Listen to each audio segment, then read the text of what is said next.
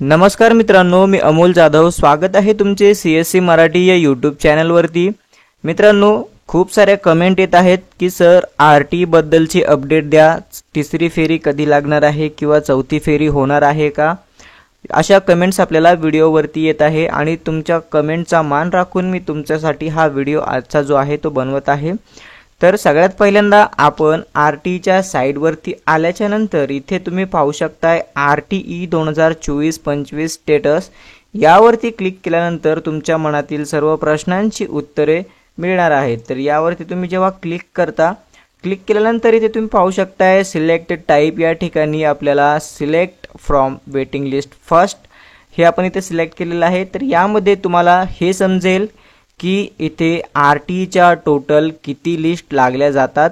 तुम्ही सगळ्यात पहिला जर बघितलं तर रेग्युलर सिलेक्शन म्हणजे काय, तर यामध्ये जे विद्यार्थ्यांची लॉटरीमध्ये निवड होते असे विद्यार्थी सिलेक्ट केले जातात, त्याला रेग्युलर सिलेक्शनमध्ये आपण गणले जाते।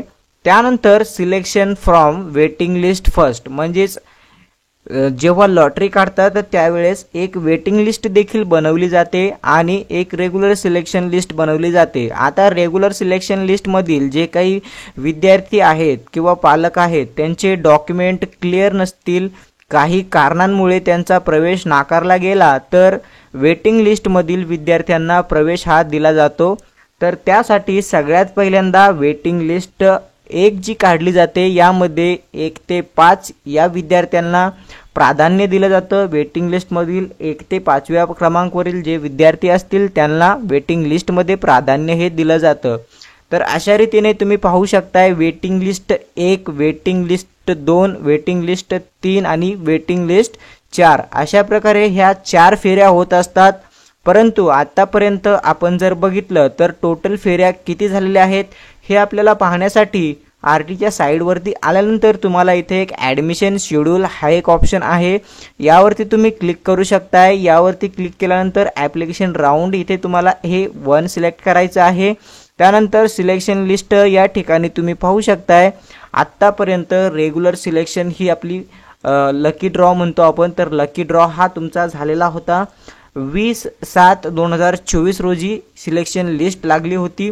त्यानंतर ॲडमिशनची जी प्रोसेस आहे त्याकरिता डॉक्युमेंट व्हेरीफाय करण्यासाठी 23/7/2024 पासून ते 8/8/2024 पर्यंत हा टाइम देण्यात आला होता।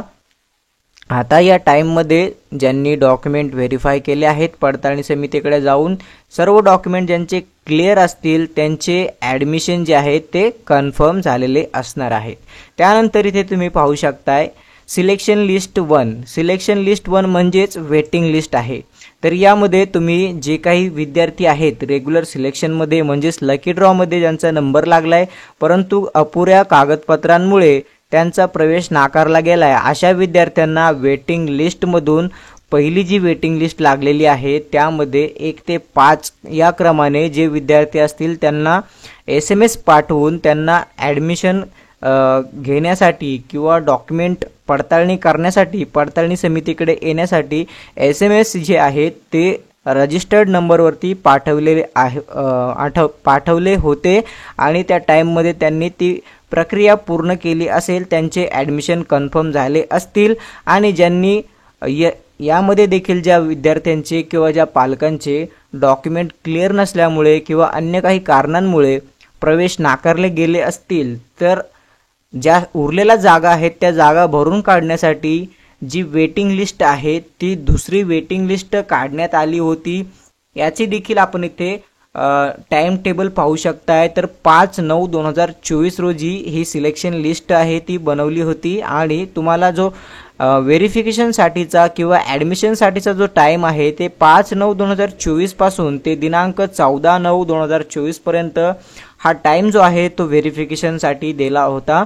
आता आपण एकंदरीत बघितलं तर रेग्युलर सिलेक्शन सोडून वेटिंग लिस्ट आणि वेटिंग लिस्ट 1 आणि 2 अशा 2 फेऱ्या ज्या आहेत त्या आपल्या झालेल्या आहेत, परंतु तिसरी आणि चौथी फेरी जी आहे ती अजून झालेली नाहीये। पण अजून एक तुम्हाला महत्त्वाची गोष्ट जर सांगायची म्हटलं तर आपण इथे बघितलं मगाशी इथे टोटल आपल्या रेग्युलर सिलेक्शन त्यानंतर waiting list first, second, third आणि फोर्थ अशा 4 लिस्ट लागतात। तर आपल्याला अजून तिसऱ्या लिस्टबद्दल ऑफिशियली माहिती काहीही मिळालेली नाही आहे.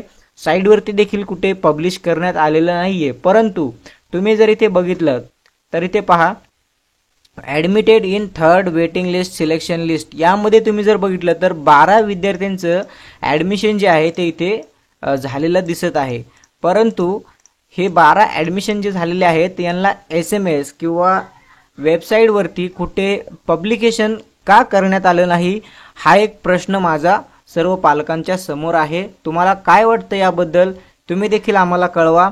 आणि असेच नवनवीन व्हिडिओज आणि अपडेट पाहण्यासाठी आपल्या CSC मराठी यूट्यूब चॅनलला सबस्क्राईब करून नोटिफिकेशन बेल ऑन करून ठेवा. धन्यवाद. जय हिंद, जय महाराष्ट्र.